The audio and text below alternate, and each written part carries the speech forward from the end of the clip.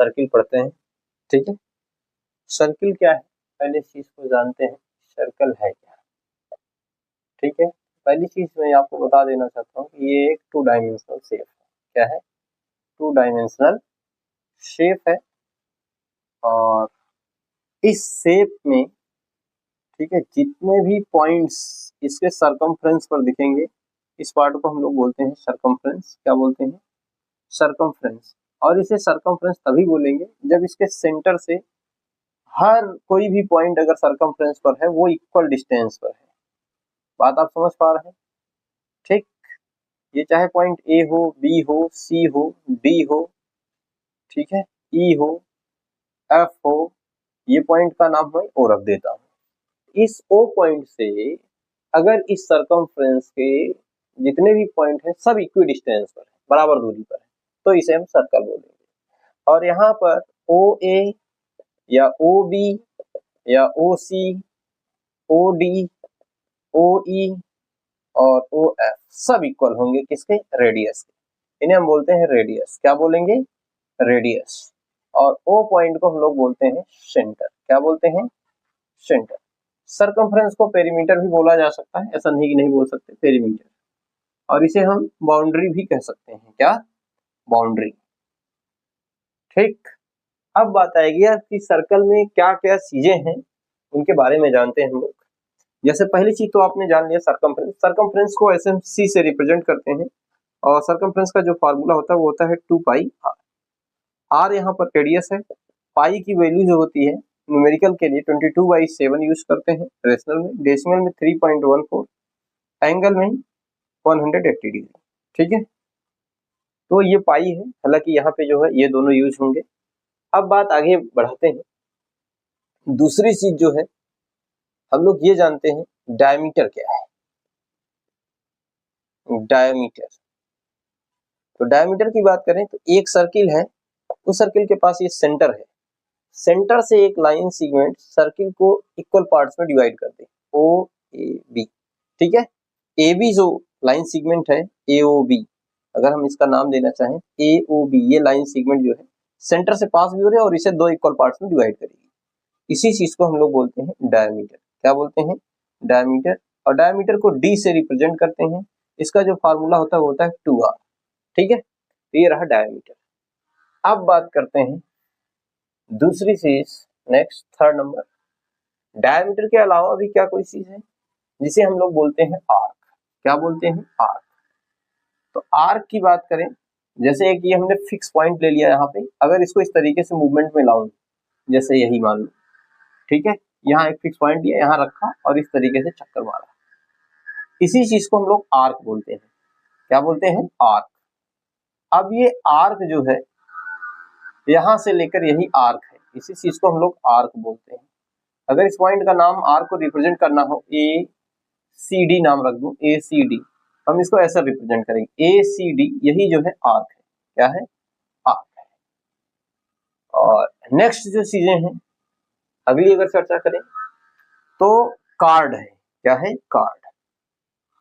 Card जो है circle को 2 बराबर पार्ट में तो डिवाइड करती है, लेकिन जरूरी नहीं कि सेंटर से ही डिवाइड करे। अगर सेंटर से डिवाइड करेगी तो ये डायमीटर होगा। क्या होगा, और डायमीटर जो है कार्ड हो सकता है, हर डायमीटर कार्ड होगा। डायमीटर क्या होगा, कार्ड होगा, क्योंकि वो जो कार्ड होगा डायमीटर वो लॉन्गेस्ट कार्ड होगा। क्या होगा, लॉन्गेस्ट कार्ड। बट कार्ड का मतलब ये है कि जरूरी नहीं है कि सेंटर से ही पास हो। कार्ड का मतलब सिर्फ ये है कि सर्किल को 2 बराबर भाग में डिवाइड कर दे। जैसे सीडी है, सीडी भी क्या है, कार्ड है। ईएफ है, ये भी क्या है, कार्ड है। एक सर्किल में इस तरीके से इनफाइनाइट कार्ड भी ड्रा किए जा सकते हैं, ठीक। पांचवा, ये लाइन सेगमेंट है। अब अगर मैं बात करूं सेकंड की, इन दोनों में बहुत माइनर डिफरेंस है। यही एक सर्किल है और इस सर्किल को अगर कोई एक लाइन सेगमेंट डिवाइड करे, लाइन सेगमेंट डिवाइड करे, तो ये जो है कार्ड कहलाए। लेकिन अगर कोई लाइन डिवाइड कर दे, जैसे ये सेंटर था इसका, वो एल डिवाइड कर दे, इसी लाइन को, एल लाइन को ही हम लोग क्या बोलेंगे, इसी को ही बोल देंगे क्या, सेकंड। क्या बोल देंगे, सेकंड। नेक्स्ट अगर बात करें छठवां, वो है टेंजेंट। क्या है? टेंजेंट। एक सर्किल है और एक ऐसी लाइन जो सर्किल को टच करते हुए निकल जाए, इसी को हम लोग बोलेंगे, इस पॉइंट को सपोज करो P नाम दे देते हैं, इस पॉइंट को नाम हम T दे देते हैं। तो यहाँ पे जो PT लाइन है, ये PT लाइन ही क्या कहलाएगी? टेंजेंट। क्या कहलाएगी? टेंजेंट। और सर्किल को जिस पॉइंट पे टच किया है, यही पॉइंट कहलाता है पॉइंट ऑफ कांटेक्ट। क्या कहलाता है? Point of contact.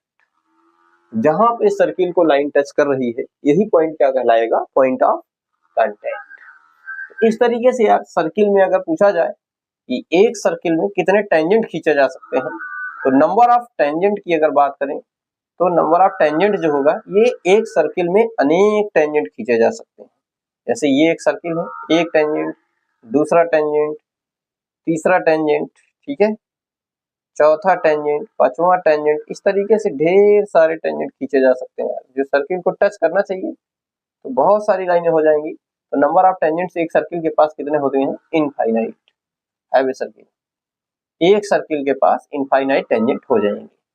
अब टेंजेंट पर बेसिकली जो ऑब्जेक्टिव क्वेश्चंस बनाए जा सकते हैं या बन सकते हैं, उन पे अगर चर्चा करें तो देखो, कॉमन टेंजेंट पूछा जा सकता है। कॉमन टेंजेंट के बेसिस पे किस किस टाइप के क्वेश्चंस बन सकते हैं या क्या क्या घटनाएं घट सकती हैं। तो पहली चीज तो ये है कि जैसे दो सर्किल है, किसी एक पॉइंट से इक्वी डिस्टेंस पर, मान लो ये पॉइंट O था, इस O पॉइंट से जो है ये सर्किल भी इक्वी डिस्टेंस पर है, ये सर्किल भी इक्वी डिस्टेंस पर है, और इन दोनों सर्किल की रेडियस सेम भी हो सकती है, डिफरेंट भी हो सकती है। इसका सेंटर ये मान लो O1 है, इसका सेंटर मान लो O2 है। इन दोनों सर्किल के पास कितने कॉमन टेंजेंट हो सकते हैं? How many number of common tangents both circle which have centre O1 and O2। इनके पास जो कॉमन टेंजेंट होंगे यार, एक तो ये हो जाएगा दोनों का, ठीक है, दूसरा ये खींचा जा सकता है टेंजेंट जो दोनों को टच कर रहा है, तीसरा एक ऐसे खींचा जा सकता है, ठीक, चौथा एक ऐसे भी खींचा जा सकता है, ठीक। इनके अलावा ऐसा कुछ खींचा नहीं जा सकता। इस केस में हमने देखा कि नंबर ऑफ टेंजेंट जो थे, number of common tangent, CT common tangent, वो कितने निकले? दो ये 4, ठीक। और दूसरी केस बनेगी टेंजेंट पर, अगर यही दोनों सर्किल एक दूसरे को टच कर रहे हैं कुछ इस तरीके से, तो कितने नंबर ऑफ कॉमन टेंजेंट होंगे? ऑब्जेक्टिव में क्वेश्चन बनता है इनसे। एक तो ये हो जाएगा, दोनों को टच कर रहा है, इसको भी इसको भी, एक ये हो सकता है और एक ये भी हो सकता है। तो इस केस में जो नंबर ऑफ कॉमन टेंजेंट्स मिले आपको कितने? 3 मिल गए, ठीक। अब बात करते हैं आगे, अगर ये दोनों ही सर्किल एक दूसरे को इंटरसेक्ट कर रहे हैं तो कितने नंबर ऑफ कॉमन टेंजेंट हो सकते हैं?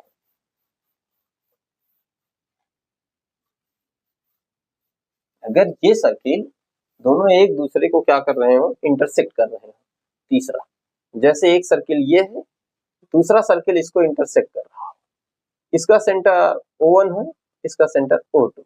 अब कितने कॉमन टेंजेंट हो सकते हैं? तो एक तो ये हो जाएगा, दूसरा ये हो जाएगा, ठीक। तो यहाँ पर जो नंबर ऑफ कॉमन टेंजेंट्स बन रहा है वो कितना बन रहा है? 2 बन रहा है, एक तो ये दूसरा ये। चौथी केस जो बनेगी उससे पहले मैं आपको एक चीज बता देता हूँ।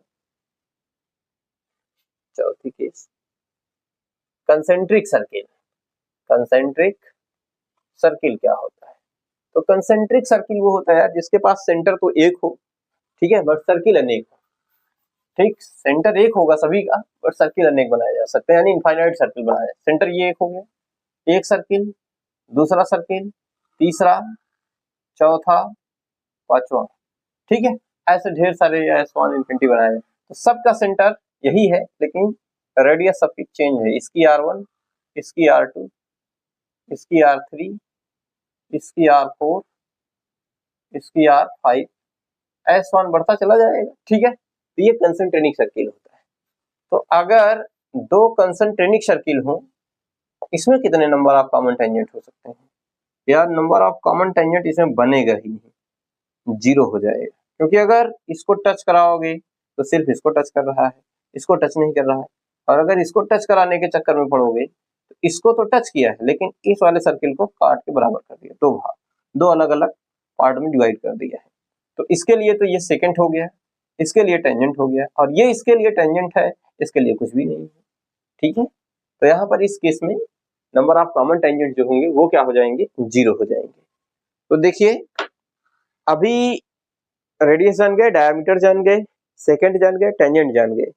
अच्छा, central angle, congruent arc, semi circles, concentric circle जान गए, और कॉन्साइक्लिक पॉइंट्स, चलिए इनको बता देते हैं।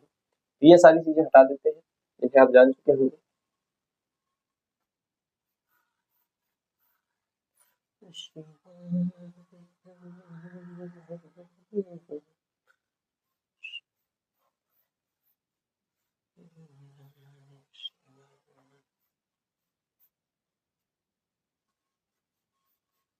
तो अगला टॉपिक आपको जान लेना चाहिए, सेंट्रल एंगल और कॉन्ग्रुएंट आर्क्स।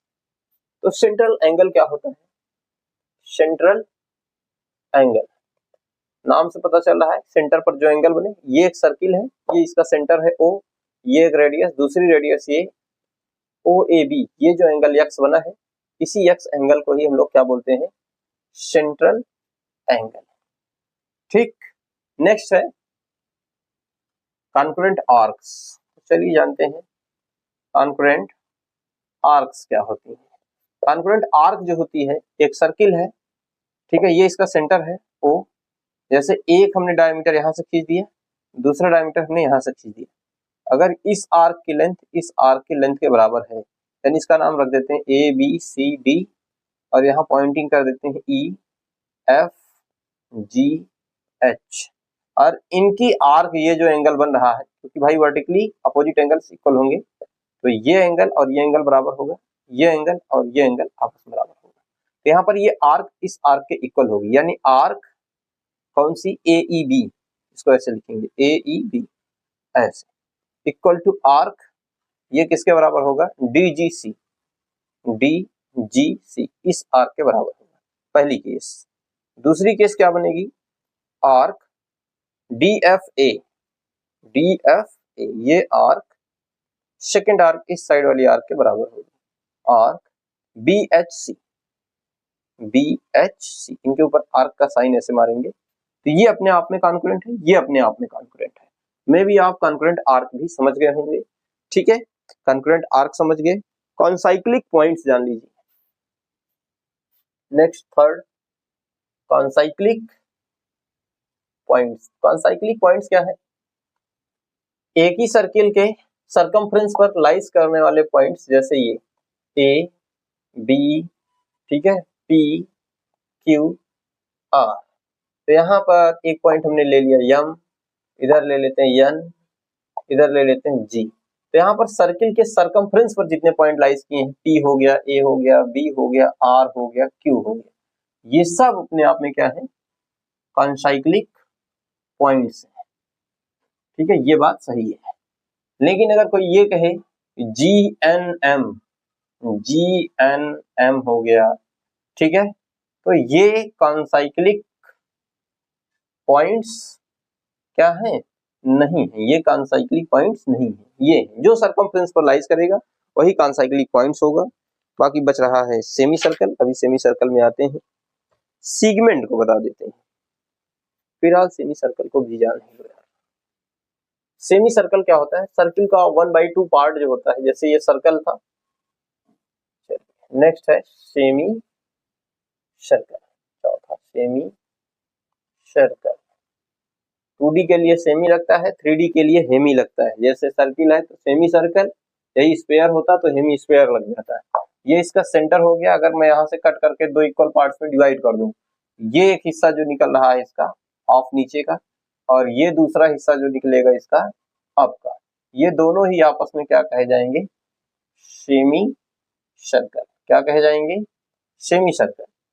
अब आगे बात करते हैं सेकंड की, सीगमेंट की। किसकी, सेकंड तो हो गया है, सीगमेंट। तो सीगमेंट को जनरली सर्किल के बेसिस पे दो पार्ट्स में डिवाइड किया गया है, एक माइनर दूसरा मेजर, माइनर और मेजर। इससे क्वेश्चंस भी बनते हैं सीगमेंट से, बट सर्कल में नहीं, एरिया रिलेटेड टू सर्कल में। ठीक है, चलिए नेक्स्ट है आपका सीगमेंट। तो सीगमेंट को जनरली दो पार्ट्स में डिवाइड किया गया है, एक माइनर दूसरा मेजर। आइए देखते हैं, ये एक सर्किल है, जब इस सर्किल को अगर कार्ड्स डिवाइड करती हैं, कार्ड क्या कार्ड, तो सीगमेंट्स जनरेट होता है। इस सर्किल का सेंटर O था, यहाँ हमने एक कार्ड ड्रा किया AB, ठीक है, लॉन्गेस्ट कार्ड को छोड़ करके, नहीं तो सेमी सर्कल बन जाएगा, ठीक है, लॉन्गेस्ट कार्ड को छोड़ करके अदर कार्ड जब सर्किल को डिवाइड करती हैं दो पार्ट्स में, तब जनरेट होता है क्या, सीगमेंट। अब यहाँ पर मैं दो तरीके से बना रहा हूँ, एक इधर हमने सेट किया है और दूसरा हम बिल्कुल स्ट्रेट कर देते हैं कुछ इस तरीके से, ताकि दोनों पार्ट्स अलग दिखे।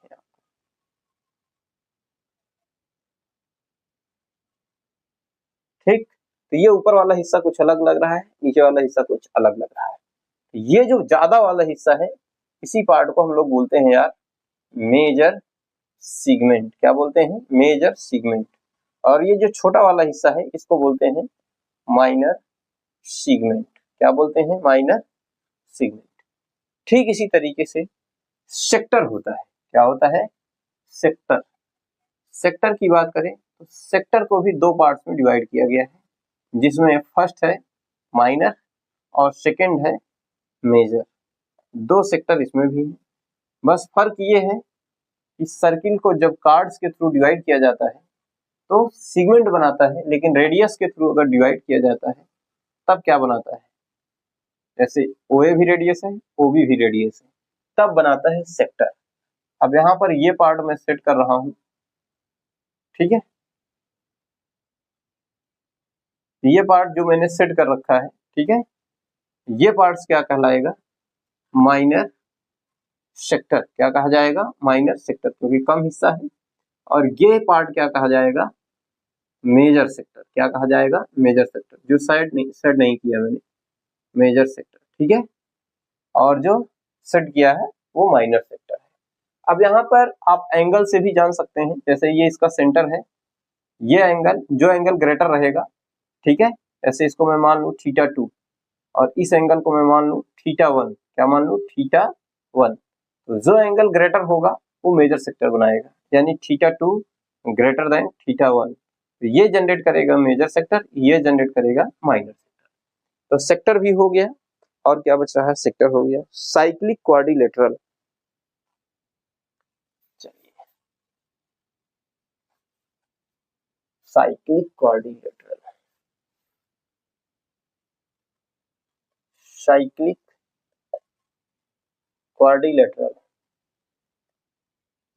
Cyclic quadrilateral. तो साइक्लिक क्वाड्रिलेटरल की बात करें तो एक सर्किल के अंदर एक क्वाड्रिलेटरल हो, और ऐसा हो कि उस क्वाड्रिलेटरल के जो वर्टेक्स होते हैं इसके सरकमफ्रेंस को टच कर रहे हो, तब साइक्लिक क्वाड्रिलेटरल बोला जाएगा। जैसे मैंने ये बनाया, तो ये क्वाड्रिलेटरल बनाया ABCD, ठीक है, ये इसका सेंटर हो गया, तो ये इसके जो वर्टेक्स हैं सर्किल पर टच कर रहे हैं, ये साइक्लिक क्वाड्रिलेटरल है। बट अगर मैं ये बनाना चाहूँ,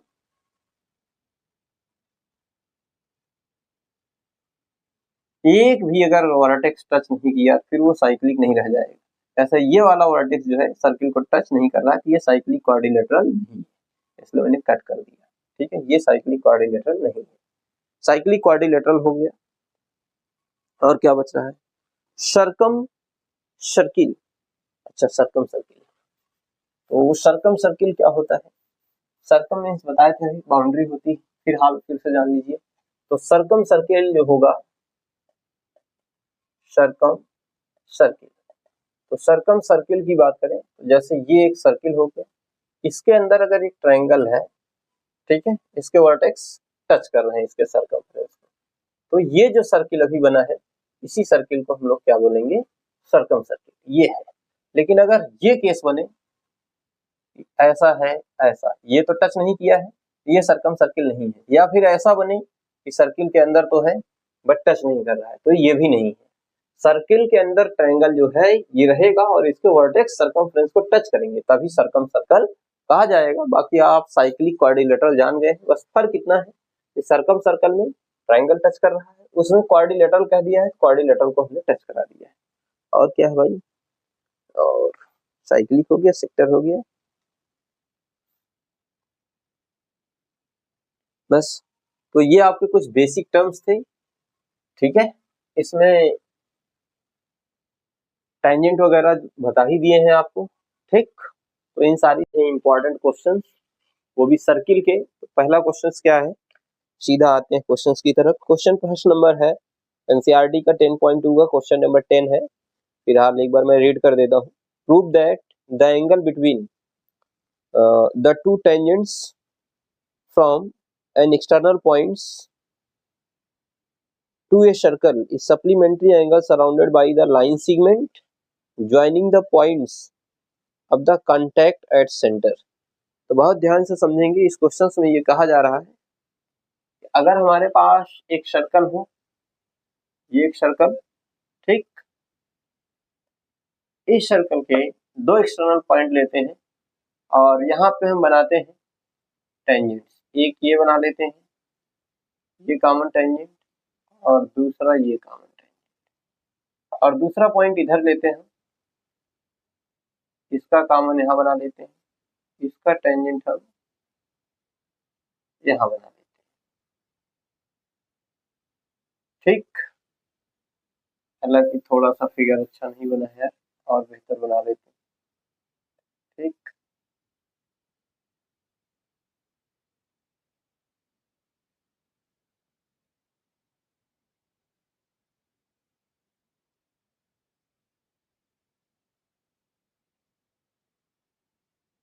चलिए अभी ठीक बना दिया हमने।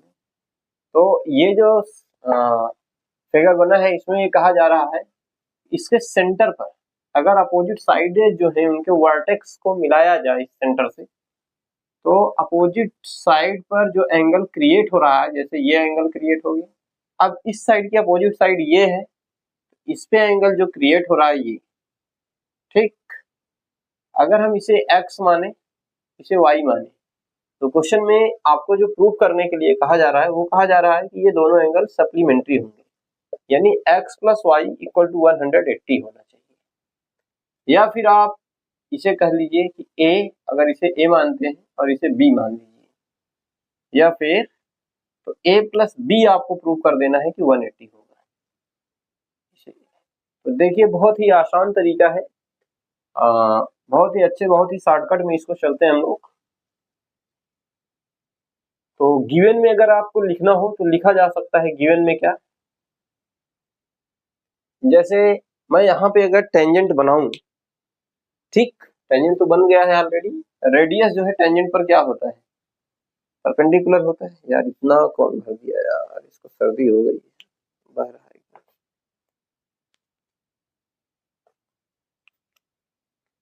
ठीक। तो ये जो है, अगर इस पॉइंट का नाम मैं m दे दूं और इस पॉइंट का नाम n दे दूं, इस पॉइंट का नाम q दे दूं, और इस पॉइंट का नाम मैं r दे देता हूँ, ठीक है। हालांकि दिख नहीं रहा होगा, ये डार्क नहीं चल रही है, अभी क्लियर कर देता हूँ, अभी सही है, ठीक।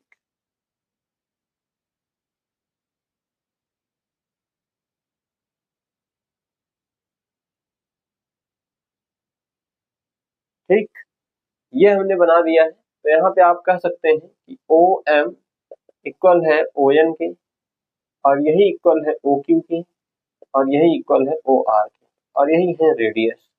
ओ पॉइंट यहाँ पर है, इस पॉइंट का नाम मैं ओ दे देता हूँ, ओ यानी सेंटर।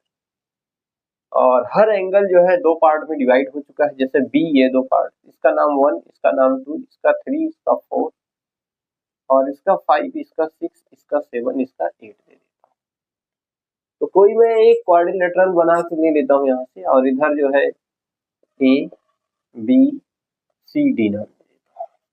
तो यहाँ पे आपको बहुत ही सावधानी से थ्योरम्स का यूज करने हैं। जैसे सर्किल में हम लोगों ने पढ़ा भाई, कॉमन पॉइंट से खींचे गए टेंजेंट जो होते हैं इक्वल लेंथ होती है। तो चलिए एक ले लेते हैं यहाँ से, इन ट्रायंगल एक ही लेंगे, बाकी तो सबको दिखा देंगे। In triangle A M O and triangle ARO, ARO, एक ट्रायंगल ये वाला लिए है AMO, दूसरा AR।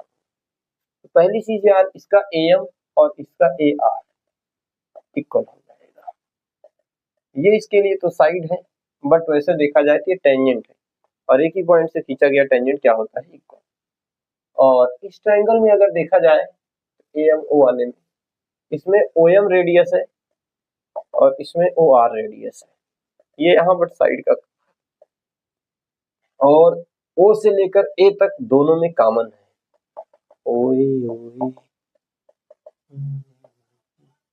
Then triangle AMO, AMO congruence हो चुका है ट्रायंगल ARO के बाई यस यस यस, ठीक है। जब ये हो गया है कॉन्ग्रुएंस, तो फिर इसकी हर चीज लगभग क्या हो जाएगी, बराबर। यानी एंगल 1 जो है, ये एंगल 1 8 के इक्वल हो जाएगा। मैं यहाँ लिख सकता हूँ एंगल 1 इक्वल टू एंगल 8। ठीक इसी तरीके से सारे फंडे जोड़ लेते हैं। सिमिलरली जैसे इन दोनों ट्रायंगल्स में देखा 1 और 8 वाले में, सब ये कॉन्ग्रुएंस हुआ, फिर 1 8 के बराबर हुआ। अब 2 3 वाले में देखोगे तो ये टेंजेंट इस टेंजेंट के बराबर हो जाएगा, रेडियस रेडियस रहेगा, ये साइड कॉमन हो जाएगी, यानी एंगल 2 3 के बराबर हो जाएगा। इधर सजाने की जरूरत नहीं, ठीक। और इधर 4 जो है 5 के इक्वल हो जाएगा, 4 इक्वल टू 5। और इधर आपको मिल जाएगा 6 equal to 7, angle 6 equal to 7, ये हो जाएगा। और सॉरी 5 इक्वल टू 2 3 के बराबर, 4 5 के बराबर, और इधर जो बना है हम लोग का 1 8 के बराबर हो ही चुका है, ये सारी चीजें हो गई हैं। अब आप जानते हैं कि अगर इस तरीके का एंगल बने तो ये कितने का होता है, 360 का। अब इसे चाहे 2 पार्ट 3 पार्ट जितने पार्ट में डिवाइड करोगे सबका सम करोगे आएगा तो 360 ही। तो यहाँ पर भी वही करना है कि एंगल 1 से लेकर सबको 8 तक ऐड कर लेना है। Then angle 1 plus angle 2 plus angle 3 plus angle 4 plus angle 5 plus angle 6 plus angle 7 plus angle 8 is equal to 360। अब ध्यान ये देना है कि आपको प्रूफ ये वाला करना है या फिर ये वाला करना है, क्योंकि अपोजिट साइड कहा है, इन दोनों के अपोजिट लोगे तो x प्लस वाई प्रूफ कर दो, इन दोनों को अपोजिट साइड बनाओगे a प्लस बी प्रूफ कर दो। तो जिसको भी प्रूफ करना है उसमें एंगल को ध्यान देंगे। जैसे मान लो कि हमें x प्लस वाई अगर प्रूफ करना है तो x में कौन कौन सा एंगल आ रहा है, x के अंडर में ये दोनों, ये 7 है, ये 8 है, यानी 7 और 8 को कतई मत छेड़ना इन दोनों को।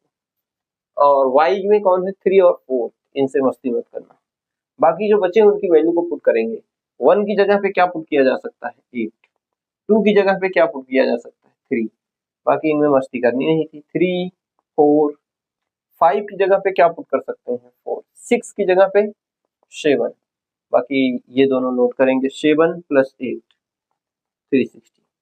8 भी 2 टाइम्स हो गया है, 3 भी 2 टाइम्स, 4 भी 2 टाइम्स, 7 भी 2 टाइम्स, सब 2 कॉमन करके 3 2 टाइम्स हो गया था, 8 भी 2 टाइम्स हो गया है, 4 भी 2 टाइम्स हो गया है, और 7 भी 2 टाइम्स हो गया है, इक्वल 360।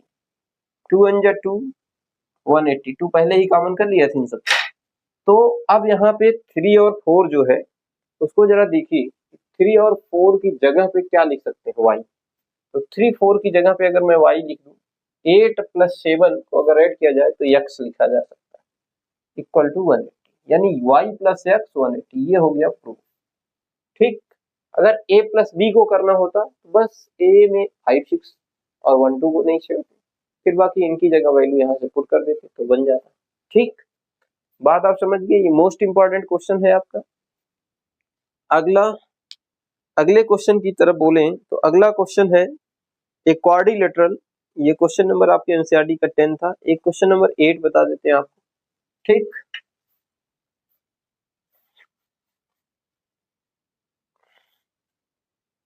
क्वेश्चन नंबर 8 में कहा जा रहा है, जैसे कि यहाँ पर भाई साहब बनाए भी हैं, ठीक है। फिगर इसका इन्होंने दे दिया है कि ठीक वही फिगर है, वैसा ही बिल्कुल।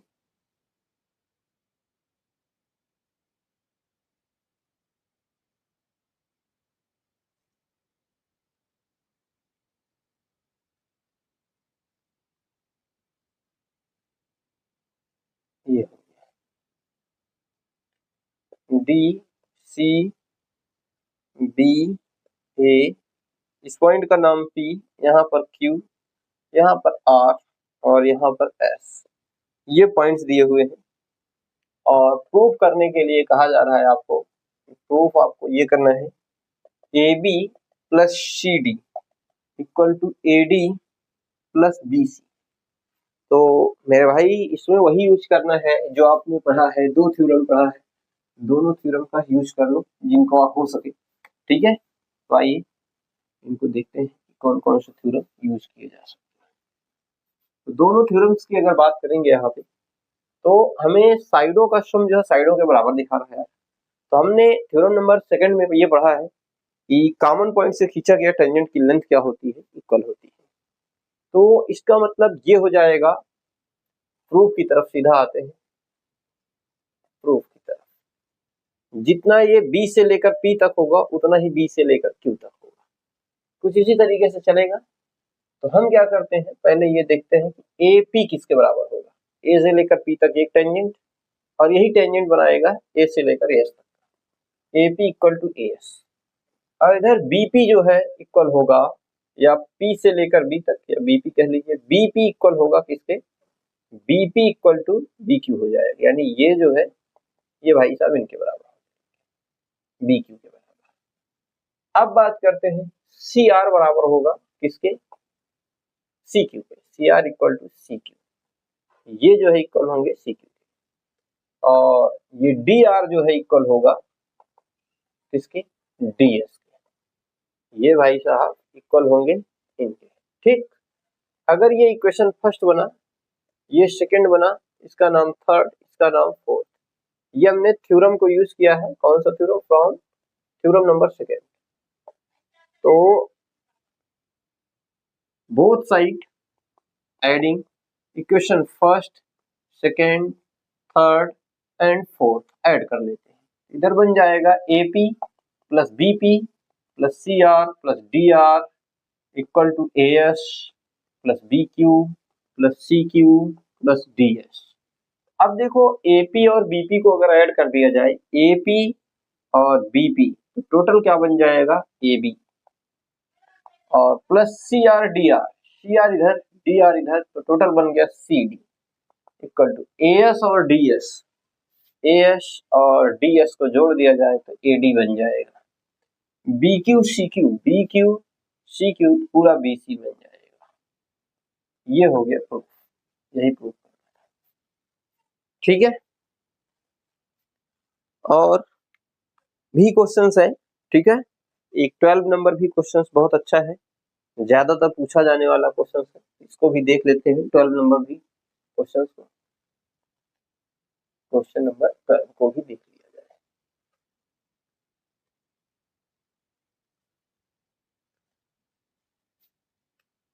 क्वेश्चन नंबर 12 डायरेक्ट आप फिगर से समझेंगे, बाकी एनसीईआरटी से पढ़ लीजिएगा 10.2 का। क्वेश्चन नंबर 12 ये है, कुछ इस तरीके का क्वेश्चन है।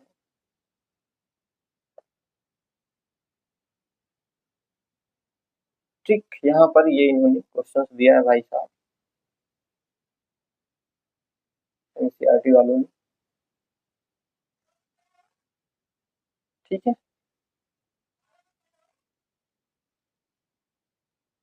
चलिए, ये रहा सर्किल का सेंटर, इसकी रेडियस भाई साहब ने 4 दे रखी है, 4 सेंटीमीटर।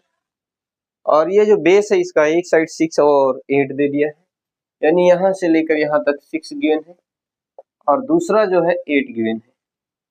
ठीक है, ये दोनों साइडें दे रखी हैं, इनके नाम भी C और B, ये C ये B और ये A नाम दे रखे हैं। ठीक है, भाई साहब ने पूछ रखा है कि AC और AB क्या होगा। AC is equal to what and AB is equal to what. तो आइए देखते हैं, बेहद आसान तरीके से सॉल्व करने का प्रयास करेंगे हम लोग। पहले तो यहाँ पर ये भी जो है रेडियस का ही काम करेगा और ये भी रेडियस का काम करेगा। अगर मैं इधर एक लाइन ऐसे मारूं, इधर एक लाइन ऐसे मारूं, ये एक ट्रायंगल बन जा रहा है इंटरनली।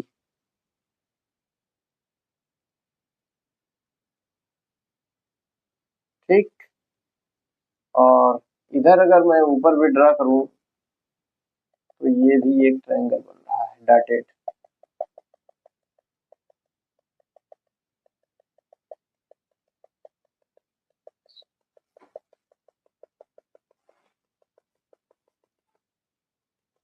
अगर इस पूरा ट्रायंगल की एरिया फाइंड करें, इन तीनों ट्रायंगल की एरिया, एक जो मैंने सेट किया, एक डॉट किया, एक खाली छोड़ दिया, इन तीनों ट्रायंगल की एरिया के बराबर ही होगा। यानी हम इसे ऐसे लिख सकते हैं, area of triangle A B C, पूरा triangle A B C equal to area of triangle, कौन कौन सा ट्रायंगल, एक का नाम लेते हैं सीओबी, सीओबी प्लस दूसरा ट्रायंगल बीओए प्लस तीसरा ट्रायंगल एओसी, ये खाली वाला एओसी, तीनों ट्रायंगल की एरिया को जोड़ दिया जाए जिसके इक्वल हो जाए। अब ट्रायंगल की एरिया के दो फॉर्मूले होते हैं, एक तो ये भी होता है जिसे हम हीरोन्स फार्मूला बोलते हैं, यश S minus A S minus B into S minus सी।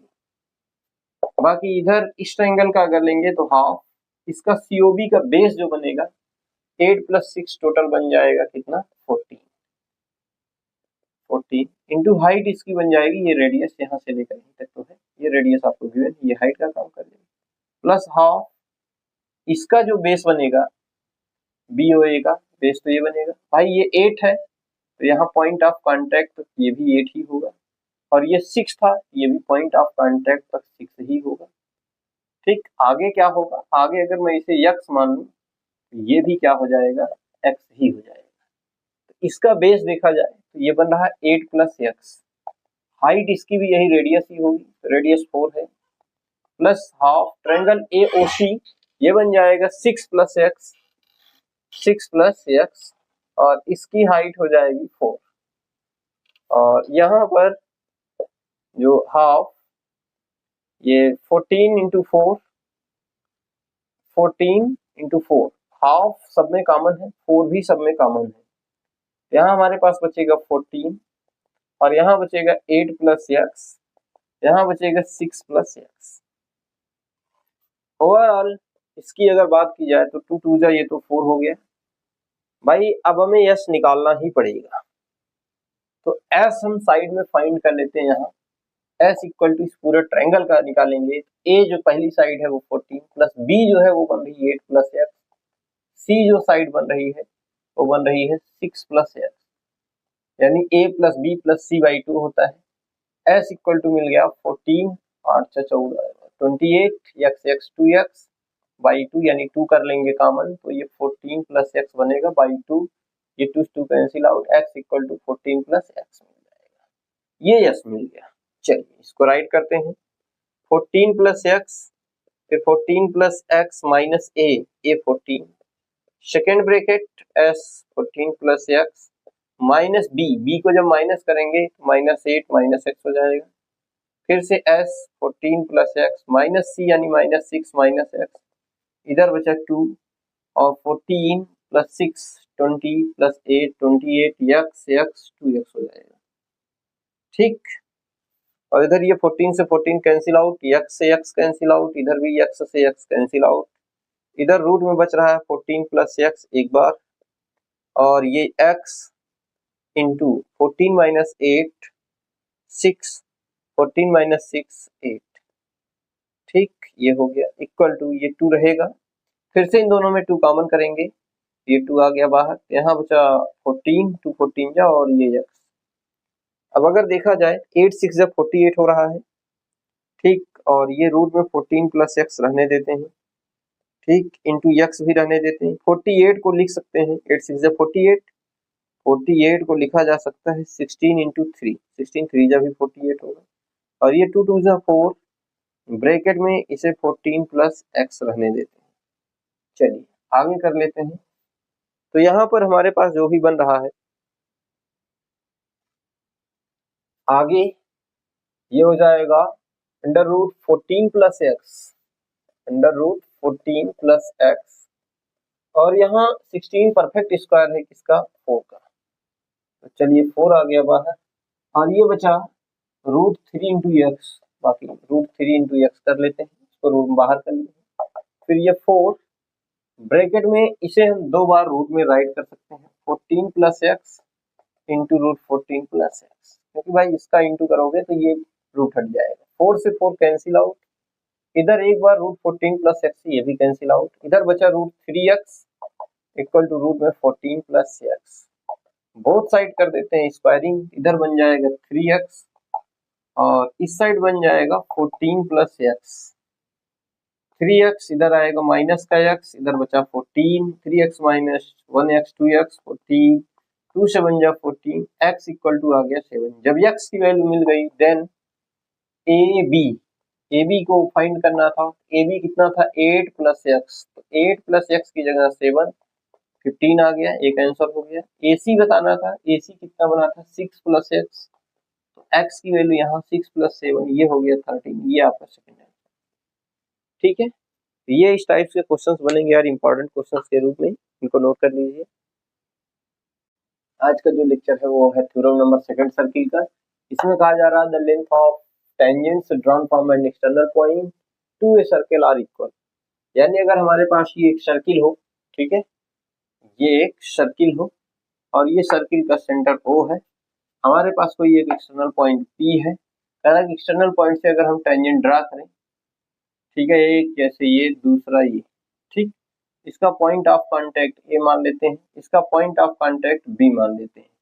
इसमें कहा जा रहा है कि ये दोनों इक्वल होंगे, ये हमें प्रूफ करना है, यानी जो प्रूफ करना है तो प्रूफ वो है P A equal to P B, ठीक, और ये ओ ए और ओ बी गिवन में आप लिखना चाहें तो लिख सकते हैं, O A equal to O B, ये रेडियस है, P A comma P B ये बिलोंग्स कर रहा है किसमें, ये टेंजेंट है, ठीक है। चलिए, तो ये आपको प्रूफ करना है, तो बहुत आसानी से हम प्रूफ की तरफ बढ़ रहे हैं, ध्यान से समझेंगे आप लोग, ठीक है। जैसे यहाँ पर अगर मैं एक कंस्ट्रक्शन करूँ, एक लाइन सीधी ड्रा करूँ इधर की तरफ, तो यहाँ पर आप देख पा रहे होंगे दो ट्रायंगल बन रहा है, एक ए ओ पी एक बी ओ पी, बस यहीं से उठाते हैं मुद्दे को, in triangle A O P and triangle B O P, ठीक, इन दोनों ट्रायंगल्स में हम देखते हैं कि ओ ए और ओ बी ये दोनों इक्वल होंगे, बिकॉज ये सर्किल के लिए तो रेडियस है, ये सर्किल के लिए रेडियस है, लेकिन ट्रायंगल्स के लिए साइड का काम करते हैं, मैं यहाँ लिखूंगा साइड, ये जो है साइड हो गई। और आपको ये पता है कि रेडियस अभी पिछले थ्योरम्स में हम लोगों ने पढ़ा कि रेडियस टेंजेंट के पॉइंट ऑफ कांटेक्ट पर परपेंडिकुलर होता है, यानी एंगल ए और इसका एंगल बी ये होगा इक्वल और ये बनाएगा 90 डिग्री का एंगल, तो ये एंगल भी हो गया, ठीक।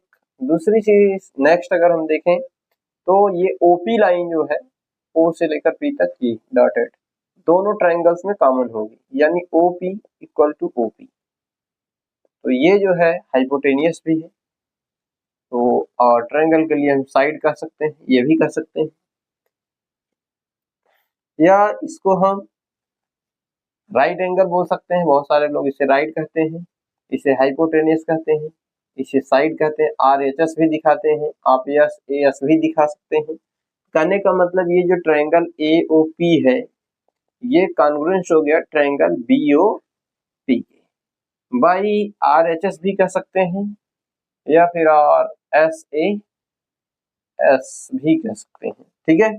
तो ये जब ट्रायंगल कॉन्ग्रुएंस हो गए, जब दो ट्रायंगल्स कॉन्ग्रुएंस हो जाते हैं तो उनकी लगभग करस्पॉन्डिंग चीजें क्या हो जाती हैं, इक्वल हो जाती हैं, तो यहाँ पर हम कह सकते हैं hence P A equal to P B, तो इस तरीके से इसको हम प्रूव कर सकते हैं, ठीक है। अब इन पे कुछ क्वेश्चंस भी कर लिया जाए 10.2 की ओर से, चलिए ध्यान से समझेंगे। जैसे यहाँ पर बहुत ही अच्छा क्वेश्चन कहा गया है कि from a point Q the length of tangent from a point Q the length of a tangent to the circle is 24 centimetre and the distance Q from the centre is 25 centimetre, the radius of circle is. बहुत ही अच्छा question में कहा जा रहा है कि एक सर्किल है, इस सर्किल का ये सेंटर है O और यहाँ से एक पॉइंट मान लेते हैं और इस पॉइंट का नाम इन्होंने दिया है फ्रॉम ए पॉइंट Q नाम दे दिया है, और टेंजेंट तक की डिस्टेंस इन्होंने दे दिया है 24 सेंटीमीटर और सेंटर से लेकर इस पॉइंट तक की जो डिस्टेंस इन्होंने दिया है वो कह रहे हैं कि 25 सेंटीमीटर। तो आपसे पूछा जा रहा है कि रेडियस क्या होगा, r इक्वल टू व्हाट। यार ये तो परपेंडिकुलर, इसका मतलब ये बन गया आपका हाइपोटेनियस। हाइपोटेनियस मिल गया आपको 25 और बेस मिल गया आपको 24। परपेंडिकुलर निकालना है। परपेंडिकुलर का मतलब क्या है, परपेंडिकुलर रेडियस का काम कर रहा है। बस उठा लो from Pythagoras theorem. Pythagoras theorem क्या हो जाएगा, H square equal B square plus T square. H कितना है 25, 25 का स्क्वायर 625, बेस कितना है 24 का स्क्वायर 576, परपेंडिकुलर ही रेडियस बन जाएगा। तो radius square 625 minus 576 equal to r square, 15 minus 6 9। ठीक है, और इधर बचा आपके पास कितना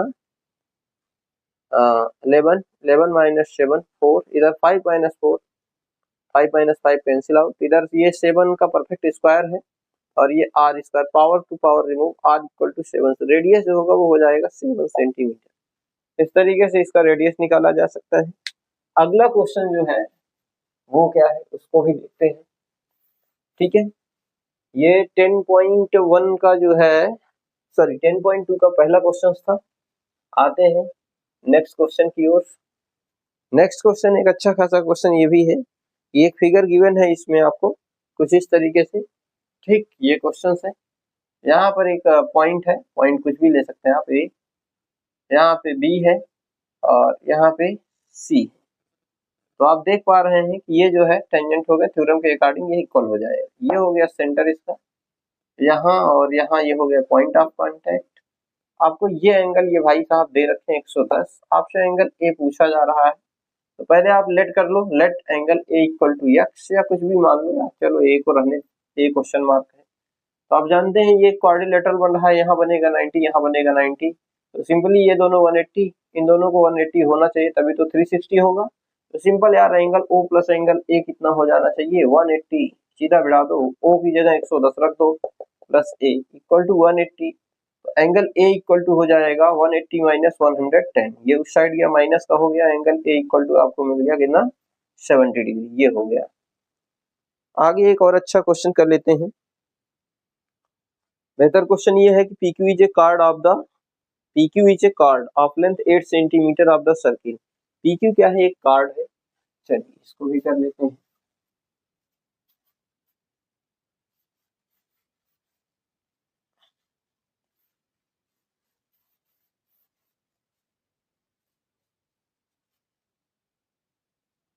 तो पहले ये एक हम सर्किल बना लेते हैं। ठीक, इस सर्किल में PQ जो है एक कार्ड है। चलिए यहाँ से हमने PQ को एक कार्ड बना दिया। ठीक, ये PQ हो गया कार्ड और इसकी लेंथ जो है 8 सेंटीमीटर है। चलिए ये 8 सेंटीमीटर भी बना लेते हैं कि भाई इनकी जो लेंथ होगी वो कितनी होगी 8 सेंटीमीटर। आगे कहा जा रहा है रेडियस जो है इसका 5 सेंटीमीटर है। चलिए इसको सेंटर मान लेते हैं ओ, यहाँ से इसको हम मिला देते हैं, ये रेडियस हो गया और ये मिल गया हमारे पास 5 सेंटीमीटर। चलिए ये भी हो गया। आगे का रहा है कि the tangents at P and Q intersect at point T। ठीक है, कहाँ से, T पॉइंट से जो है ये P को टच कर रहा है और Q को भी टच कर रहा है और इस पॉइंट का नाम है इन्होंने गिवन है T। ठीक है, find the length of TP। तो TP की लेंथ क्या होगी। बहुत ही अच्छा क्वेश्चन है कि TP की लेंथ क्या होगी और बेहतरीन क्वेश्चन है। ठीक, तो पहली चीज तो मैं यहाँ से एक लाइन ड्रा कर लेता हूँ बाई कंस्ट्रक्शन। ठीक, ये टोटल 8 था जिसमें से हम ये फाइंड कर लेते हैं कि ये हमारे पास है 4। ठीक, और इधर भी हो जाएगा 4, क्योंकि अभी इनको सॉल्व किया जाए तो आप देखे थे कि ये कॉन्ग्रुएंसी के अकॉर्डिंग ये टीपी और टीक्यू के बराबर हो जाएगा। ठीक है, तो यहाँ से भी एक लाइन आप चाहे तो ड्रा कर सकते हैं। एक छोटा सा ट्रायंगल बना है हमारे पास, इस पॉइंट का नाम अगर हम देखें, हालांकि पहले हम ये देखेंगे कि ये दोनों ट्रायंगल क्या सिमिलरिटी भी दिखा रहे हैं। ये ढेर सारी जो लाइनें हैं, लाइनों को हटाते हैं और ऐसे ही समझने का प्रयास करें। ये 8 सेंटीमीटर है टोटल, ध्यान देंगे। ठीक है, क्योंकि ये तो ऑलरेडी हमने लिख ही दिया है 4 ये, तो 4 ये 8 सेंटीमीटर। अगर देखा जाए तो यहाँ पर ये भाई साहब 90 बनाएंगे ही बनाएंगे, ये भाई साहब यहाँ 90 बनाएंगे। इन दोनों ट्रायंगल्स में क्या सिमिलरिटी हो सकती है? अगर सिमिलरिटी हो सकती है तो टीपी फिर बहुत आसानी से फाइंड किया जा सकता है। पहले आइए इन्हीं दोनों को देखते हैं। इन ट्रायंगल, ठीक है, इस ट्रायंगल का नाम अगर हम देखें तो पी ले लेते हैं, कौन सा? पी। और एंगल पी टी, और इस पॉइंट का नाम रख देते हैं जहां पर ये इंटरसेक्ट किया है M, PTM, angle triangle PTM and triangle. और इसका नाम ले लेते हैं पीटीएम ले लिया, और दूसरा ले लेते हैं पीएमओ, ट्रायंगल पीएमओ। ये दोनों ट्रायंगल ले लेते हैं। तो एक चीज यहाँ पे देख पाएंगे कि एंगल, ये वाला एंगल इस साइड भी 90 होगा, इस साइड भी 90 होगा। इस ट्रायंगल में ये पीएमटी जो है, एंगल पीएमटी, एंगल पीएमटी जो है इक्वल होगा एंगल पीएमओ के। एक चीज तो ये क्लियर दिख गया कि दिस इक्वल दिस। और दूसरी चीज हम ये देखते हैं कि अगर ये 90 है तो इसका और इसका दोनों का सम, यानी इतना ये प्लस केवल इतना, इन दोनों का सम भी 90 होना चाहिए, ठीक है। और जब इन दोनों का सम 90 होगा और इन दोनों का भी सम 90 होगा तो ये वाला पार्ट जो है दोनों में कॉमन आ रहा है। कहने का मतलब अगर देखा जाए इस एंगल को, इतने पार्ट को, केवल इतने को अगर हम x मान लें, इसको हम y मान लें, इसको हम z मान लें, ठीक। तो according to theorem radius perpendicular tangent पर, तो भाई ये y जो है z के बराबर हो जाएगा, y इक्वल टू z। क्यों बराबर हो जाएगा इस चीज को आइए समझाते हैं। ये अगर 90 है तो x प्लस वाई को 90 होना पड़ेगा, x प्लस वाई 90। और कौन 90 होगा? और x प्लस जेड भी तो 90 होगा, क्योंकि टेंजेंट पर परपेंडिकुलर है x प्लस जेड। तो अगर मैं इन दोनों को इक्वल करूंगा यार, x x कट जाएगा, यानी यहाँ से y इक्वल टू जेड आपको मिल जाएगा आसानी से। तो y का नाम जो बनेगा वो बनेगा angle P T M, equal to Z का जो नाम बनेगा वो बनेगा M P O, angle M P O. तो ये दो एंगल हमने दिखा दिए, एक तो ये एंगल, दूसरा ये भी एंगल दिखाया। जब किसी दो ट्रायंगल्स के दो एंगल्स अगर इक्वल हो जाते हैं तो तीसरे एंगल्स को ऑलरेडी इक्वल होना पड़ेगा भाई, ठीक है। तो ये दोनों जब इक्वल हो गए हैं तो अब देखते हैं एंड आल्सो, सीधा लिखते हैं यार, एंड आल्सो बचा कौन सा? इसका बच रहा है ये x वाला पार्ट, इसका बच रहा है o वाला पार्ट। इसका नाम हो जाएगा TPM, angle TPM equal to, उसका नाम हो जाएगा एंगल पीओएम, पीओएम। ये इक्वल हो गया। हेंस अब हम ये कह सकते हैं बहुत आसानी से, ट्रायंगल इसका जो बना था m, और सेकंड बना है यहाँ पर t, थर्ड बना है p, ये सिमिलर हो गया। ये क्या हो गया? सिमिलर। किसके? यहाँ पर ट्रायंगल m और इधर p, इधर o, MP, ये सिमिलर हो गया। बाई किसके through? By A A, angle angle angle. जब ये सिमिलर हो गया है तो हम कह सकते हैं कि इनके करस्पॉन्डिंग साइड्स के रेशियोज इक्वल होंगे। तो करस्पॉन्डिंग साइड यहीं से उठा लेते हैं, यानी MT, कौन सी? MT अपान में MP, MT upon MP equal to TP upon में PO equal to PM upon में OM। अब देखते हैं हमें फाइंड क्या करना है। क्वेश्चन में हमसे जो पूछा गया है वो पूछा गया है यार लेंथ ऑफ टीपी, टीपी यानी ये टेंजेंट पूछे गए हैं, ये दोनों कितने होंगे। तो क्वेश्चंस में आपसे पूछा गया था टीपी, टीपी देखो इसमें आपको मिल ही रहा है, तो यानी ये वाला पार्ट तो लेना ही है, ये इसको हटा देते हैं, ठीक है, ये वाला पार्ट लेना ही लेना है। और टीपी को अगर हम लेते हैं तो पीओ हमें पता है, ठीक है, पीएम, पीएम भी पता है, ओएम, ओएम नहीं पता है, तो क्या हुआ? ओएम हम निकाल लेंगे।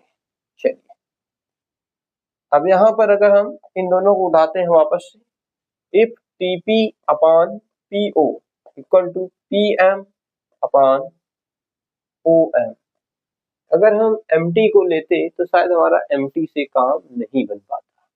अब यहाँ आसान ये हो गया कि अगर हम इसको इक्वल लेते हैं और इसी को इक्वेशन फर्स्ट मान लेते हैं। And also triangle, in triangle एक ट्रायंगल छोटा लेते हैं PMO, कौन सा PMO। जब ये ट्रायंगल लेंगे फ्रॉम पाइथागोरस थ्योरम यहाँ अप्लाई करेंगे, फ्रॉम पाइथागोरस थ्योरम। भाई ये ट्रायंगल लेते हैं अगर, हाइपोटेनियस 5 हो गया, परपेंडिकुलर 4 हो गया, 5 का स्क्वायर 25, परपेंडिकुलर 4 का स्क्वायर 16 प्लस बेस, बेस जो है OM बनेगा, तो OM square 25 minus 16 equal to OM square. क्या गया यार 9, 9 जो है बन जाएगा किसका स्क्वायर, परफेक्ट 3 का स्क्वायर, तो पावर से पावर रिमूव, तो OM की वैल्यू ऑलरेडी हमें मिल चुकी है 3। देन अब आप इक्वेशन उठा सकते हैं first. Then from equation first, equation first क्या था, TP upon PO equal to PM upon OM। तो TP की वैल्यू कितना रख दी जाए, तो TP तो फाइंड करना है, TP रहने दो, अपॉन PO, P से लेकर O तक 5 है, PM ये आपको 4 गिवन है, OM आपने फाइंड कर लिया है 3। तो यार ये जो TP मिलेगा आपको, TP इक्वल टू 5 4 जा 20 अपॉन में 3, यानी 20/3 हो जाएगा, यही आपका करेक्ट आंसर हो जाएगा। या फिर इसको आप ऐसे भी लिख सकते हैं 3 6 18 6 6 ऐसे 1 चलता रहेगा, इसका कोई लिमिट नहीं है। अब बार लगाना चाहे तो बार भी लगा सकते हैं। ये भी है सर्किल का थ्योरम नंबर 1। थ्योरम नंबर 1 क्या है इसके बारे में आज हम लोग जानेंगे। थ्योरम नंबर 1 है the tangent at any point of a circle, यानी सर्किल की किसी भी पॉइंट पर अगर हम टेंजेंट को ड्रा करें, पहले तो ये एक हम सर्किल बना लेते हैं, ठीक, और ये रहा सर्किल का सेंटर। तो कह रहा है किसी भी पॉइंट पर, ठीक है, परपेंडिकुलर टू द रेडियस, यानी टेंजेंट होता है वो परपेंडिकुलर होता है किस पर, रेडियस पर, किसके थ्रू, पॉइंट ऑफ कांटेक्ट।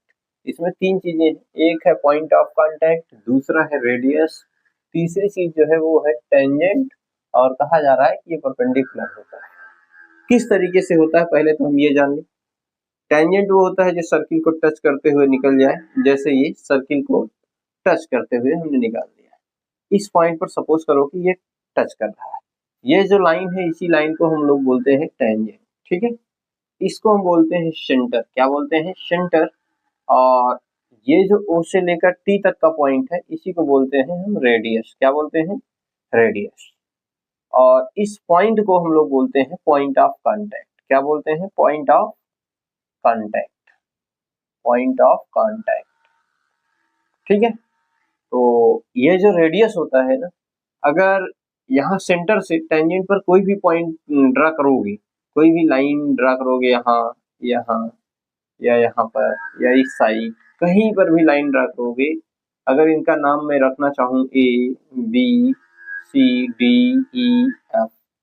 तो ये जो OT है, OT ये सबसे छोटी साइड होगी और इससे बड़ा OB भी होगा, ठीक है, OBC बड़ा OA होगा, या इस साइड देखोगे तो ये बनेगा, दूसरे साइड अगर देखोगे तो ये बन जाएगा कि OT से छोटा, ठीक है, यानी OT से बड़े कौन कौन है, OC भी बड़ा है, OC से बड़ा OD है, OD से बड़ा OE है, और OE से बड़ा OF है।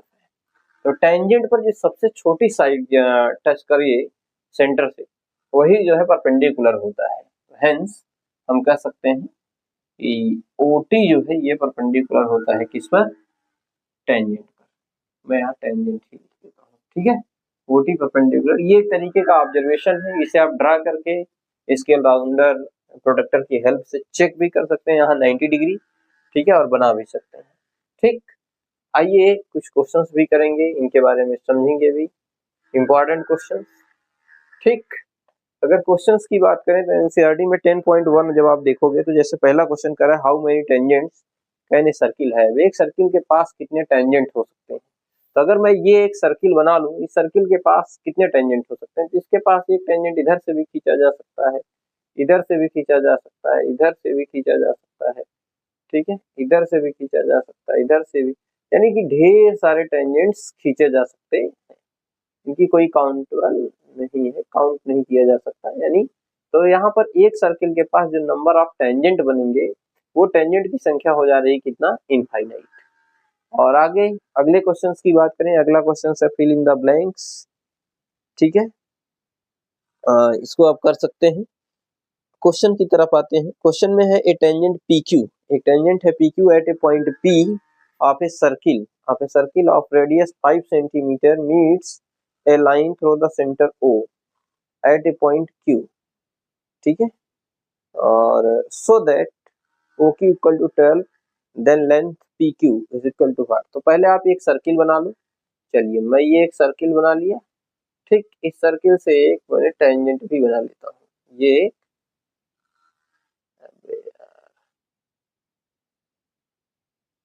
ये हमने एक सर्किल बनाया और सर्किल पे एक टेंजेंट बना लिया। अब ये सर्किल का जो मैंने टेंजेंट बना रखा है यहाँ पर, अब इस क्वेश्चन में कह रहा है कि जो सर्किल का टेंजेंट है भाई वो PQ है और Q जो है वो ये सेंटर हो गया और ये पॉइंट Q हो गया, ये पॉइंट P हो गया, ठीक।